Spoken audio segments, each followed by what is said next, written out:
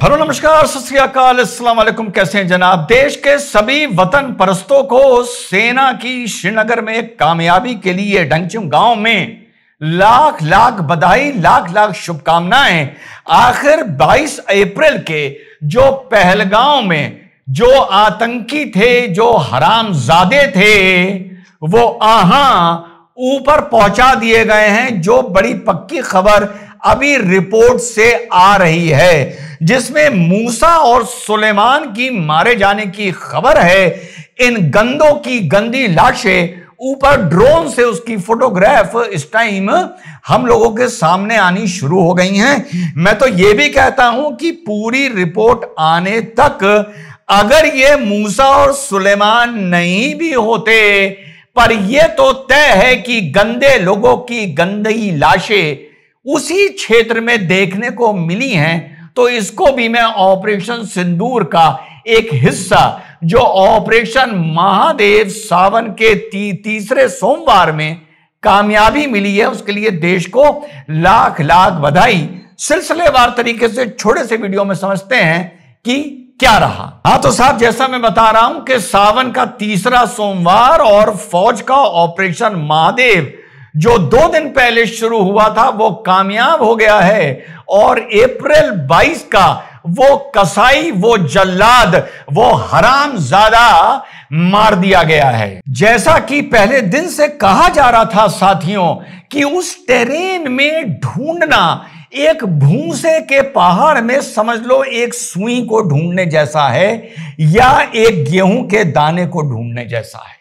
उस टेरेन में आपको नीचे से आते हुए दूर बैठा 500-700 मीटर दूर बैठा आदमी अपने टनल के अंदर से, अपनी गुफा के अंदर से, अपने छोटे से पॉटहोल के अंदर से आपको आराम से देख सकता है। और जब तक आप उसके पास आए, वो थोड़ी सी भी अगर अपनी लोकेशन बदल दे तो आप उसके क्रॉस करके निकल जाएंगे और आपको पता नहीं चलेगा। उधर पार्लियामेंट में ऑपरेशन सिंदूर को लेकर बहस चल रही है, जुबानी बहस चल रही है। और इधर फौज ने, जो फौज को 2 दिन पहले एक इंटरसेप्ट मिला था, उसके बाद तत्काल ऑपरेशन महादेव शुरू किया गया।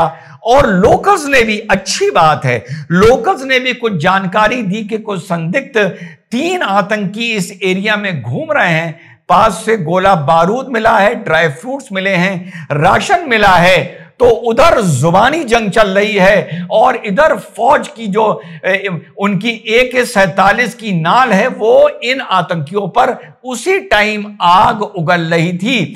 अब ये टाइमिंग ऐसी बैठ गई है, या समझ लो कुछ भी हो सकता है। यह भी हो सकता है कि इतने दिन से पूछताछ चल रही हो, जैसे कि ओसामा को से चल रही थी, जिसको उठा के ले गए थे। ये तो दुनिया जानती है कि उसकी लाश नहीं ले गए थे, उसे उठा के ले गए थे।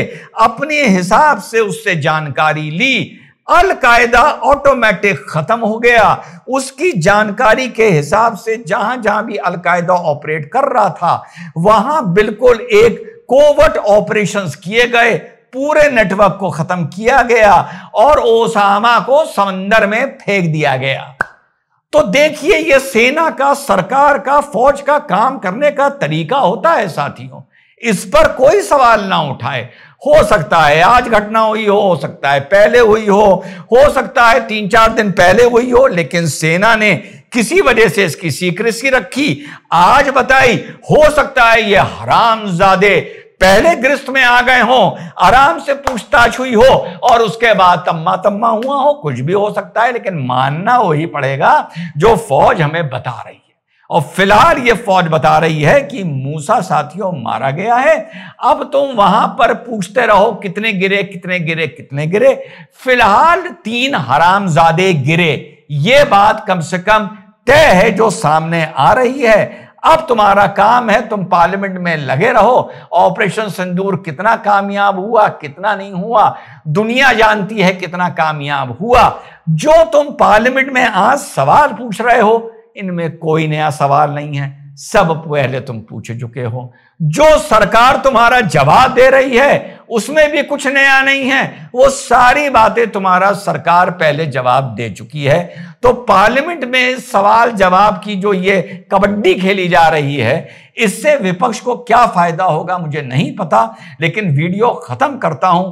वाकई बड़े उत्साह का दिन है ये तीसरा सोमवार सावन के महीने का, जब 3 आतंकी, जिनको फिलहाल माना जा रहा है 22 अप्रैल को जिन्होंने घटना को अंजाम दिया था, उनके माशाअल्लाह चीथड़े उड़ा दिए गए हैं। और आने वाले वक्त में इंशाअल्लाह ताला ऐसे ही चीथड़े उड़ते रहेंगे। आतंकी का कोई मजहब नहीं होता। मैं कहता हूं उठा उठा के मारने के बाद झेलम में, चिनाब में फेंको, मछलियां खाएंगी। हिंद महासागर में फेंको, अरब सागर में फेंको, बे ऑफ बंगाल में फेंको, क्योंकि आतंक का कोई मजहब नहीं होता। इनको दफनाने की कोई जरूरत नहीं है। और मुझे यकीन है कि हर इंसान, हर वतन परस्त मेरी इस बात पर यकीन करेगा कि आतंक का कोई मजहब नहीं होता।